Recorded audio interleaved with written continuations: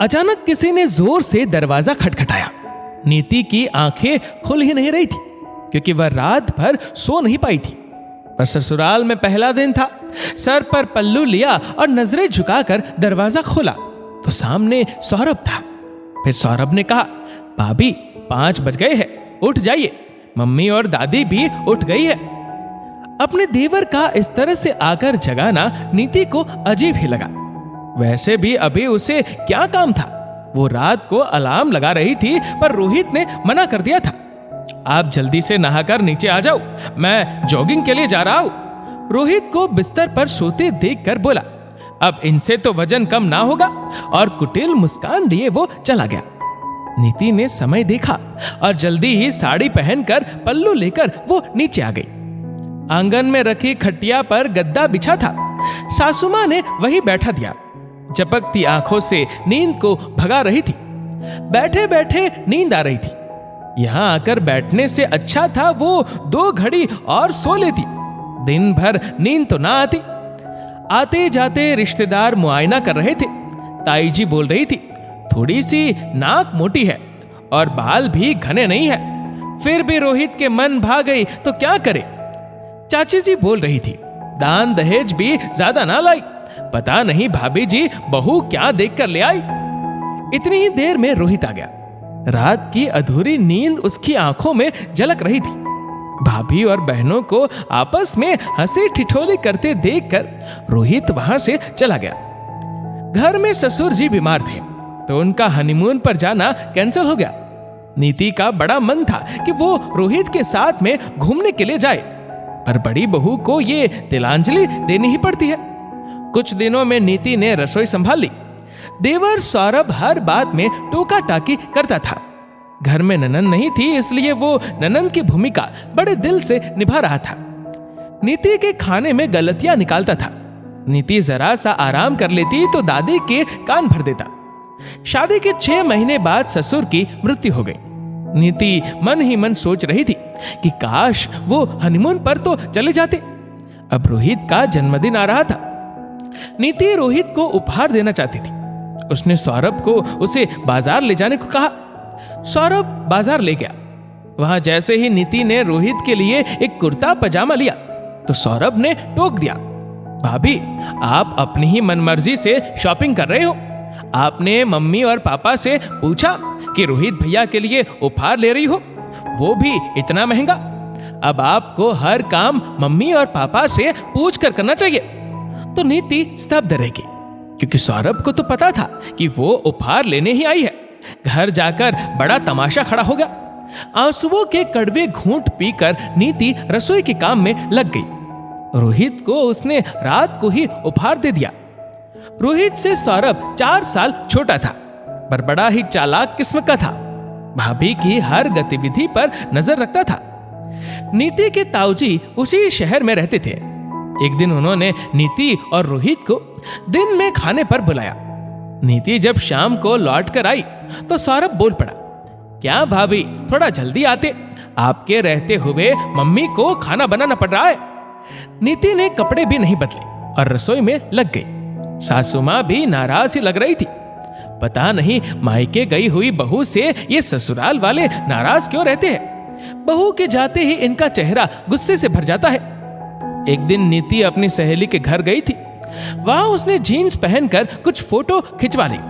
सौरभ ने भाभी से मोबाइल लेकर सारी फोटो अपनी मम्मी को दिखा दी। नीति को बहुत कुछ सुनना पड़ा और घर में तूफान आ गया। नीति सौरभ की बातों, तानों और हरकतों से परेशान हो चुकी थी, पर क्या करती। रोहित बहुत ही सीधे थे और सौरभ अपने भाई को 1 सेकंड में चुप कर देता था।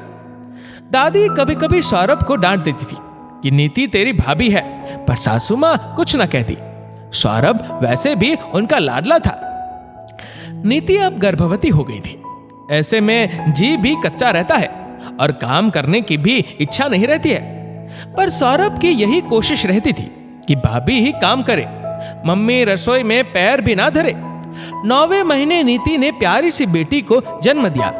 अब वो अपनी बच्ची में व्यस्त रहने लगी, पर अपने देवर सौरभ में जरा भी सुधार ना देखकर नीति भी दुखी रहने लगी थी। अपनी माँ को ये बातें बताकर वो परेशान नहीं करना चाहती थी। एक दिन नीति की 6 महीने की बच्ची बाहर खेल रही थी और नीति रसोई में खाना बना रही थी। अचानक से वो रोने लगी तो नीति उसे दूध पिलाने के लिए बाहर आई तो सौरभ ने झट से गुड़िया को गोदी में उठा लिया।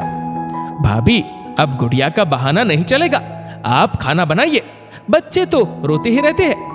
आप तो गुड़िया को लेकर आराम फरमाएगी और मम्मी को खाना बनाना पड़ेगा। नीति कुछ बोल ना पाई, उसकी बेटी रोती रही और सौरभ उसे बाहर ले गया।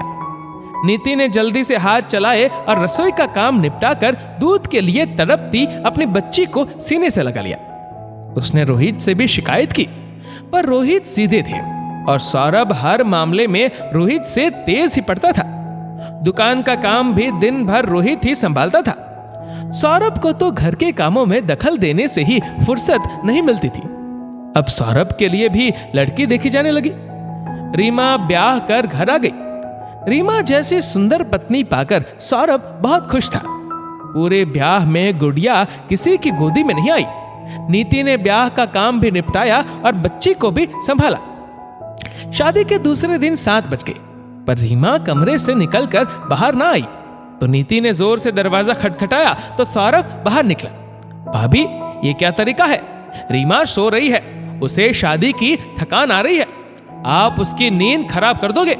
पहले 2 कप चाय भिजवा दीजिए, फिर वो उठ जाएगी। वैसे भी क्या जल्दी है, कुछ काम तो है नहीं। रीमा को थोड़ी देर और सोने दो। सौरभ की बात सुनकर नीति हैरान रह गई। घर की बहू तो 5 बजे उठती है, पर रीमा तो अभी तक भी सो रही है। सासू मां भी बोली, नई नवेली है, सोने दे। नीति चुप हो गई। रीमा के मायके से तो बहुत दहेज आया है, सभी रिश्तेदार तारीफ कर रहे थे, साड़ियां भी सबको अच्छी ही दी है। नीति सबकी बातें खामोशी से सुन रही थी। दादी सास बिस्तर में थी, उनकी हालत बहुत खराब चल रही थी। रीमा और सौरभ रुकना नहीं चाहते थे। मम्मी, सारी बुकिंग हो चुकी है, पैसे बर्बाद हो जाएंगे, हम दोनों हनीमून पर जा रहे हैं, कुछ होगा तो आप सब बड़े तो घर में है। सौरभ ये कहकर निकल गया। 4 दिन बाद ही दादी जी की मृत्यु हो गई, पर वो दोनों अपना पूरा हनीमून मनाकर ही आए। आते ही किसी ने उन्हें कुछ नहीं कहा। सौरभ ने अपने मोबाइल पर मम्मी को रीमा की जीन्स में फोटो दिखाई, जिसे देखकर सास बहुत खुश हुई। उन्होंने बहू के जीन्स पहनने पर जरा भी तमाशा नहीं किया। रीमा रसोई में काम कम ही करती थी। वो इससे बचने के तरीके ढूंढती। कभी अपने मायके के किसी रिश्तेदार के यहाँ चली जाती तो कभी बाहर सौरभ के साथ घूमने निकल जाती। नीति ने सास से कहा तो वो भी रीमा का पक्ष लेकर बोली, तू है ना, रसोई संभाल लेती है, उसके घूमने फिरने के दिन है, उसे अपनी जिंदगी जीने दे। एक दिन रीमा बाजार से लौटी। उसने एक खूबसूरत महंगी ड्रेस दिखाई। कल इनका जन्मदिन है, इन्हें उपहार में दूंगी। तो नीति ने रीमा से कहा, तुमने मम्मी जी से आज्ञा ली कि इतनी महंगी ड्रेस ले रही हो? तभी सासू मां अंदर आ जाती है और वो कहती है, रीमा समझदार है, इसे शॉपिंग करने के लिए आज्ञा लेने की क्या जरूरत है। नीति के पैरों से जमीन सरक जाती है। वो अपने देवर सौरभ और सासू मां का पक्षपात रोज देख रही थी। अब पानी सर तक आ गया था। एक दिन शाम को सौरभ कहता है, भाभी, हम दोनों शाम को घूमने जा रहे हैं, मम्मी से पूछ लिया है, आप खाना बनाकर रख लेना, हम भी आकर घर का खाना ही खाएंगे। नीति का गुस्सा फूट पड़ता है और वो बोली, देवर जी, आपकी पत्नी भी इस घर की बहू है, उसकी भी कुछ जिम्मेदारियां है। मैंने बहू बनकर हर जिम्मेदारी निभाई है, अब उसकी बारी है। आपकी पत्नी को सोने की, घूमने की, शॉपिंग करने की, कुछ भी पहनने की आजादी है। वो कुछ भी कर सकती है।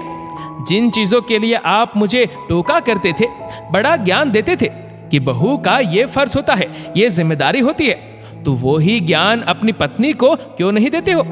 उसे भी बहू बनकर इस घर के प्रति अपने सभी फर्ज निभाने चाहिए। ये घर अकेले मेरी जिम्मेदारी तो नहीं है। मेरी बिटिया रो रही है और उसे मेरी जरूरत है। मम्मी जी, आप और आपकी लाडली बहू ये रसोई संभाले, मैं अकेली ये रसोई नहीं संभालूंगी। 3 सालों से सब सह रही हूं, लगता था बहू हूं तो ये सब सहना ही होगा, इसलिए कभी जुबान नहीं खोली। रीमा भी इसी घर की बहू है, पर उसे सब तरह का आराम है, तो फिर अकेली मैं ही क्यों सहूं? देवर जी, भाभी को रोकना टोकना बहुत आसान है, सिर्फ जुबान हिलानी पड़ती है। अब वो ही टोका टाकी अपनी पत्नी के साथ भी करो, उसे भी घर की बहू का हर फर्ज निभाने दो, उसको भी अपनी जिम्मेदारी निभाने दो। एक बात और कहनी है, कल को आपके भी बच्चे होंगे, वो रोते रहेंगे और रीमा को रसोई का काम करना पड़ेगा, तब आपको दर्द आएगा। मेरी बेटी और मेरा दर्द तो कभी नहीं आया, लेकिन मैं मां हूं, आपकी पत्नी को इस दर्द से ना गुजरना पड़े ये कोशिश करूंगी। नीति ने अपनी बेटी को गोद में लिया और कमरे में चली गई। अंदर जाकर रोहित के पास बैठकर बहुत रोई। फिर रोहित नीति को सराहना देते हुए बोला, मन हल्का हो गया, आखिर तुमने आज हिम्मत करके बोल ही दिया। अगले दिन नीति 5 बजे की जगह 6 बजे उठी। रसोई में गई तो रीमा भी वहां थी। आज रीमा और उसने मिलकर रसोई संभाली। नीति के चेहरे पर विजयी मुस्कान थी। दोस्तों, मैंने कई औरतों के मुंह से सुना है कि शादी के बाद देवर ने भाई बनकर नहीं बल्कि हिटलर बनकर भाभियों को नियम कानून समझाए हैं, पर जब उन्हीं की शादी हुई तो वो अपनी पत्नी के आगे भीगी बिल्ली बनकर रह गए। देवर भाभी के भाई समान होता है, अच्छा दोस्त होता है, पर कुछ देवर भाभी को तंग करते हैं और जीना मुश्किल कर देते हैं। इस वीडियो को लेकर आपकी क्या राय है, नीचे कमेंट करके जरूर बताएगा। और अगर आपको वीडियो अच्छा लगा हो तो इस वीडियो को लाइक करेगा, शेयर करेगा ज्यादा से ज्यादा लोगों तक, और ऐसे ही और भी इंस्पिरेशनल वीडियोस के लिए सब्सक्राइब करें हमारे यूट्यूब चैनल को और फेसबुक पर फॉलो करें हमारे पेज को। धन्यवाद।